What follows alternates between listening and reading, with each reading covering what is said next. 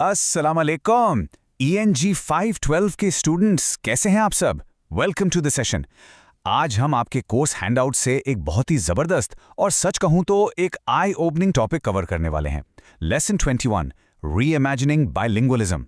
आपको पता है, आज हम लैंग्वेज, सोसाइटी और एजुकेशन को देखने का पूरा नज़रिया, जिसे कहते हैं ना, बिल्कुल बदल देंगे।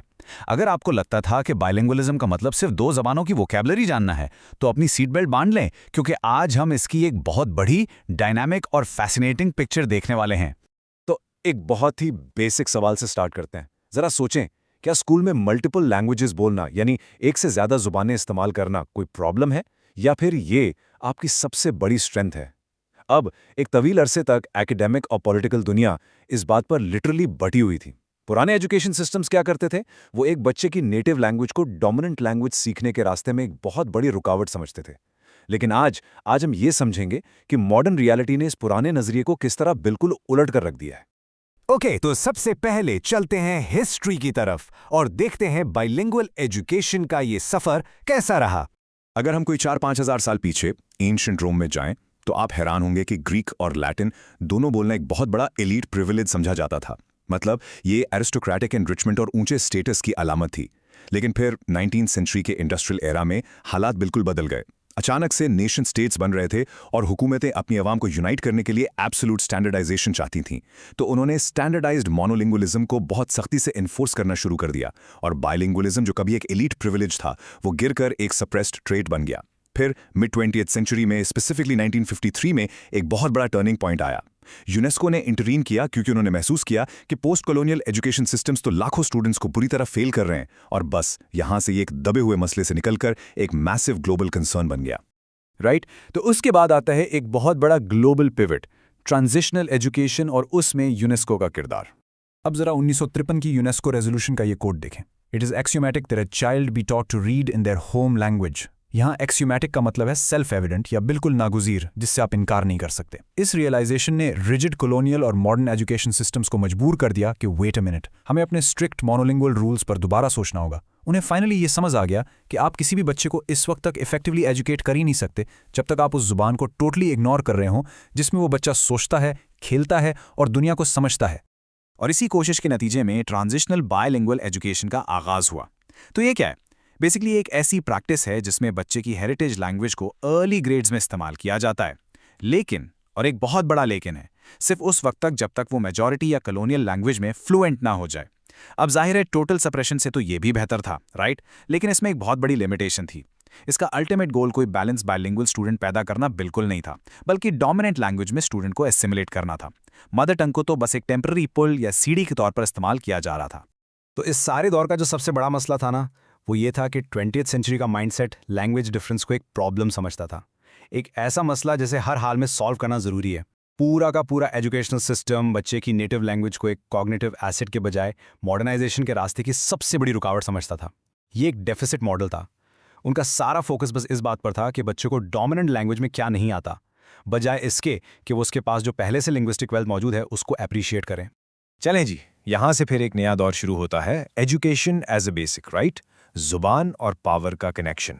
देखिए, ज़बान का ताल्लुक डायरेक्टली पावर से है। 1978 में E.G. लुइस का ये कोट इस बात की परफेक्ट अक्कासी करता है। Bilingual education has been advocated for entirely pedagogical reasons, while the fundamental rationale is to bring about greater political, economic and social equality। ये कोई छोटी बात नहीं थी, ये एक बहुत बड़ा पैराडाइम शिफ्ट था। इसका मतलब है कि लैंग्वेज राइट्स असल में पावर की रीडिस्ट्रीब्यूशन से जुड़े हुए हैं। सोचें, अगर आप किसी बच्चे से उसकी जुबान छीनते हैं ना, तो एसेंशियली आप उसे इकोनॉमी, पॉलिटिक्स और सोसाइटी में इक्वल एक्सेस देने से इनकार कर रहे हैं।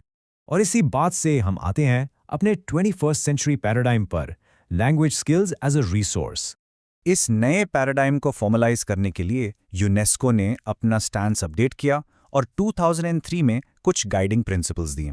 पहला प्रिंसिपल क्या है कि मदर टंग इंस्ट्रक्शन दरअसल ओवरऑल एजुकेशनल क्वालिटी को बेहतर बनाती है। Absolutely crucial point.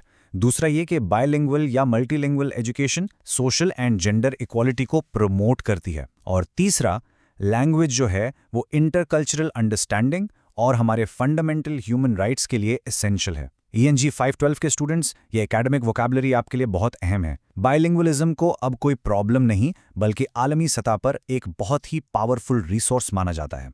अब हम एक और बहुत अहम कॉन्सेप्ट की तरफ चलते हैं, द इकोलॉजिकल अप्रोच। यहाँ हम मशहूर लिंग्विस्ट पीटर म्यूलहॉइजलर का एक नहायत ही अहम एकेडमिक कॉन्सेप्ट डिस्कस करेंगे जो आपके एग्जाम्स के लिए भी बहुत क्रिटिकल है, द इकोलॉजिकल अप्रोच। ये अप्रोच मुआशरे में ज़बानों को बिल्कुल नेचर के एक इकोसिस्टम की तरह देखता है। ये एक स्टेट ऑफ इक्विलिब्रियम है जहां ज़बानें एनवायरनमेंट में फिट होने के लिए खुद को ऑटोमेटिकली रीएडजस्ट कर लेती हैं। वो आइसोलेशन के बजाय एक दूसरे से कॉन्टैक्ट के जरिए सर्वाइव करती हैं। एक घने जंगल की मिसाल ले लें। एक हेल्दी इकोसिस्टम में डाइवर्सिटी ही तो बका की जमानत है ना। ज़बानों को अलग अलग डब्बों में कैद करने की कोई ज़रूरत नहीं। वो हमारी रोज़मर्रा ज़िंदगी के मुख्तलिफ डोमेन्स में एक दूसरे को बिल्कुल नेचुरली कॉम्प्लीमेंट करती हैं। माजी और हाल का ये फ़र्क इस स्लाइड पर बहुत वाज़ेह है। 20th सेंचुरी में हम देखते थे पॉलिटिको स्ट्रैटेजीज़ का इस्तेमाल, यानी सख्त स्टेट कंट्रोल, एक डोमिनेंट लैंग्वेज को मुसल्लत करके एक मसनूई सी यूनिटी कायम करने की कोशिश। जबकि आज 21st सेंचुरी में हम जियो स्ट्रैटेजीज़ देखते हैं जिनका मकसद मल्टीपल लैंग्वेजेस की पीसफुल कोएग्जिस्टेंस को यकीनी बनाना है। देखें, ग्लोबलाइजेशन, इंटरनेट और ट्रांसनेशनल माइग्रेशन ने रिजिड बॉर्डर्स को बिल्कुल ख़त्म करके रख दिया है। फोर्स्ड मोनोलिंग्विलिज्म अब मुकम्मल तौर पर ऑब्सोलीट यानी आउटडेटेड हो चुकी है। आज की जियो स्ट्रैटेजीज इस बात को खुले दिल से तस्लीम करती हैं कि हम लोग बाय वक्त मल्टीपल कोड्स में मैसेज कर रहे हैं, बोल रहे हैं और सीख रहे हैं। तो इस लेसन के अख्तिताम पर मेरा आप सबसे ये सवाल है, how will you balance your own linguistic ecology in a globalised world?